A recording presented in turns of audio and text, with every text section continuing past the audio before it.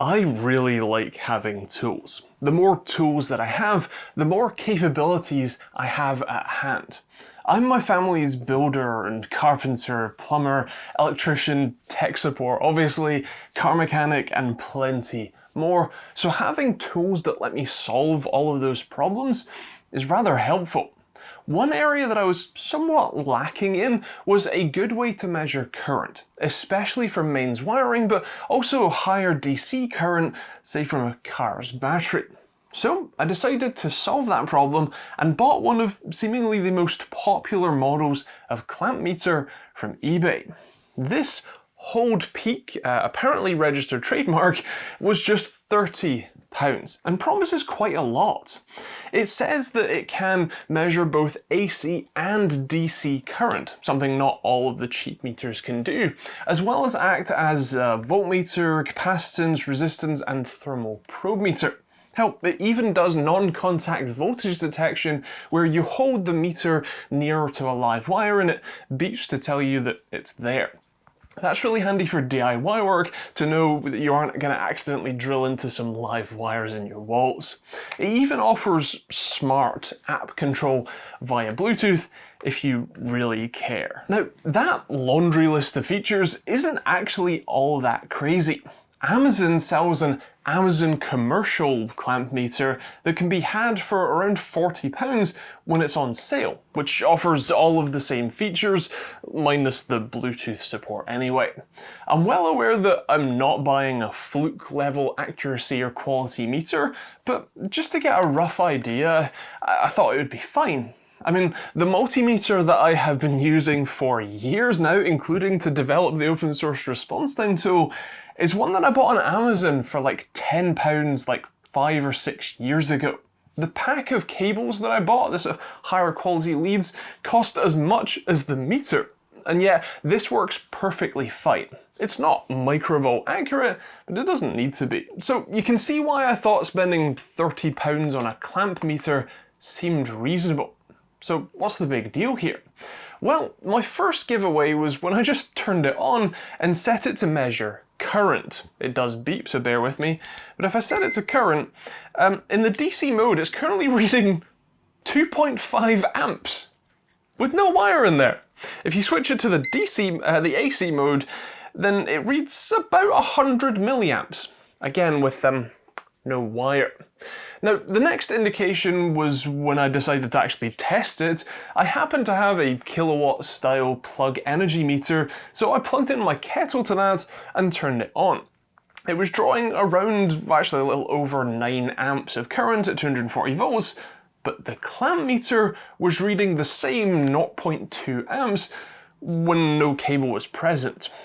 That's pretty sus. I decided to ask eBay for a refund, and the unit is clearly defective, but I mean, you know, stuff breaks. Especially cheap stuff like this, you're bound to get a faulty unit sometimes. I submitted my evidence and waited a couple of days, and then got an email saying that I'd been refunded. Not that I had to ship it back, just that they'd issued me a full refund, including the £1 postage fee. I thought that was a bit strange, and the burning desire to understand everything started to get the better of me. Since they didn't want this back, I figured that I should open it up and just see what's gone wrong in here.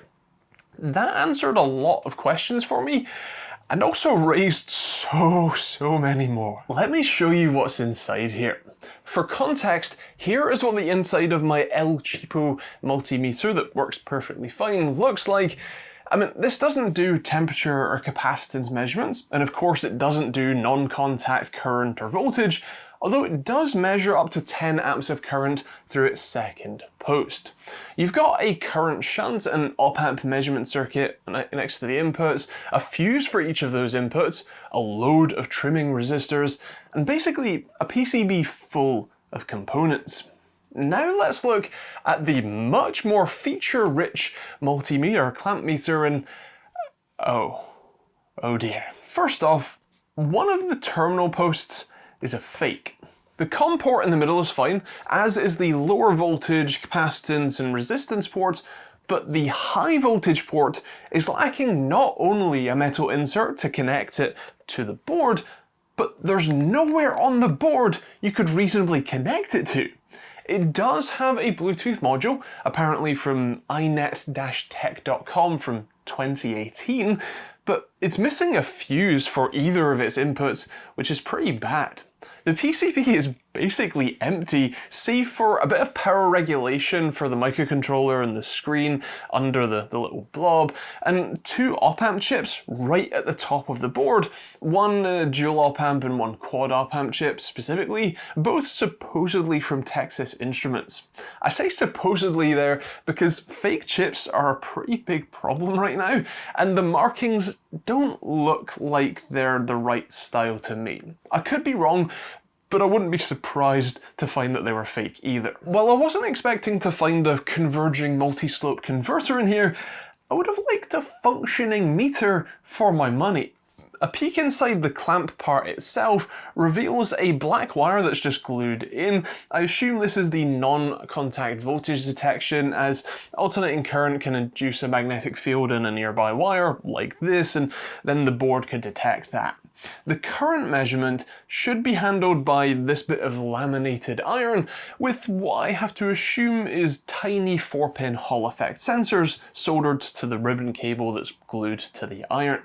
It's missing 2 chips at the top, which I would imagine would have been used for actually useful near-contact voltage measurement. So basically, this thing's a fake.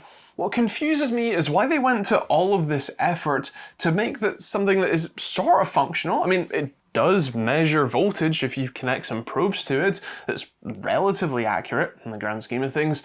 And I mean, you can still use the non-contact voltage setting. If I switch it to that and point it near a live wire, you can hear it's beeping, but I mean, why go to all of this effort to make something that sort of works, but it's still essentially a fake? It's missing a terminal post, the contact or the clamping meter function doesn't work, and then even weirder is, why did they just issue me a full refund with no questions asked? I mean, I get that a lot of people are gonna just buy this and then not use it for long enough that it's outside the returns window, and they might not even have the equipment to test against to see if this is accurate.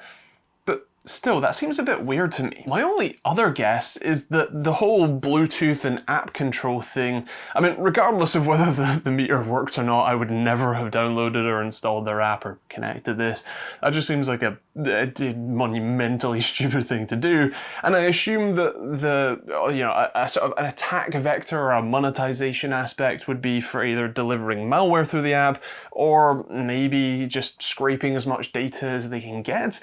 I mean, maybe this isn't quite as malicious as that, it's just a very poorly designed product that they're trying to shift for a slightly higher price than they would get otherwise. But, I mean, this whole thing just isn't sitting right with me. Maybe let me know what you think is going on here in the comments down below. Now, funnily enough, in the same order that I bought this in, I also bought a solar trickle charger for my car. I don't drive it a whole lot, and so I thought that a little 10 watt, 12 volt panel in the windshield would be a great way to keep it topped up while I'm not using it.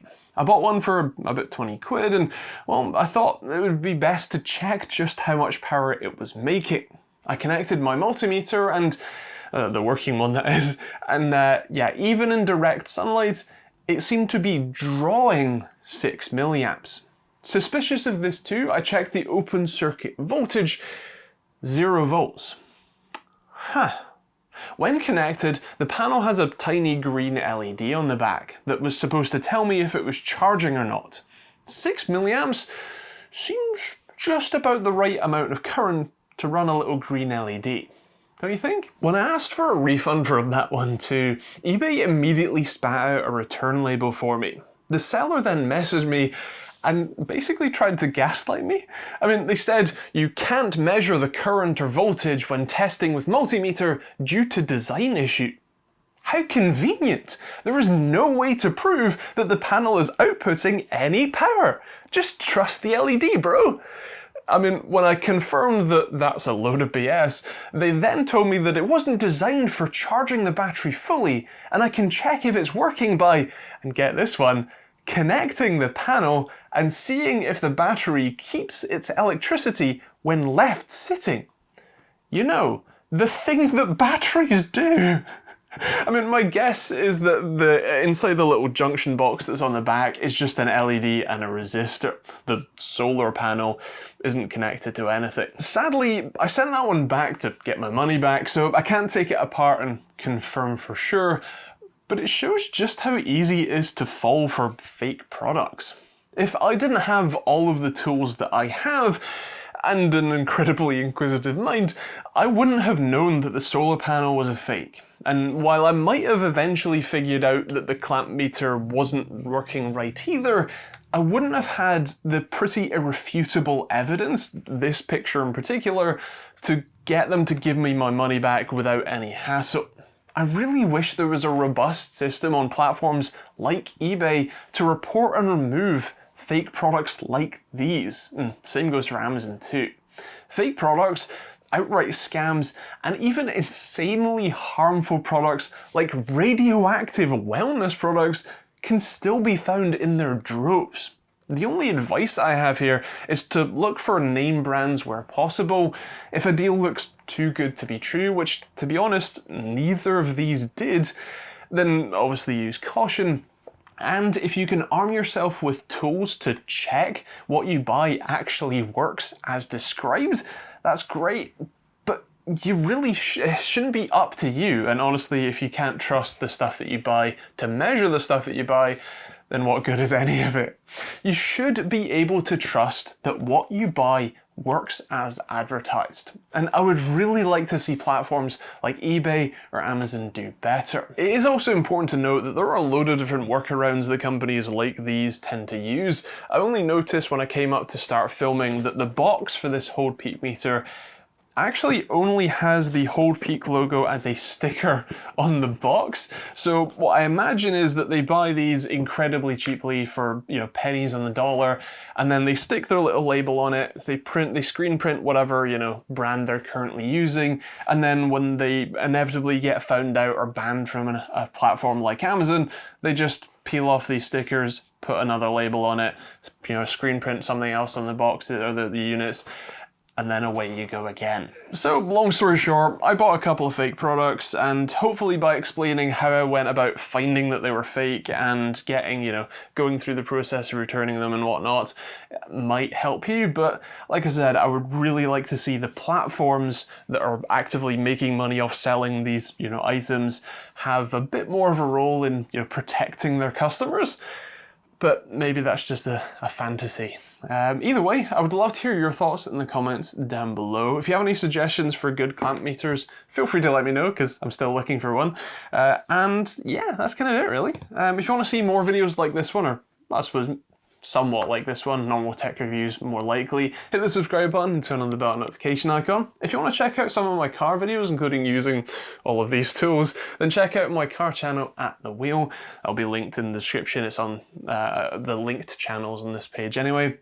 And yeah, that's kind of it. If you want to support these ramblings and me buying stupid fake products, then feel free to check out YouTube, Patreon, pick up a hoodie or t-shirt like this one, or a load of other stuff I designed myself. If you want to pick up an open source response time tool, that's osrtt.com. And yeah, thanks for watching, hope you enjoyed it. We'll see you on the next video.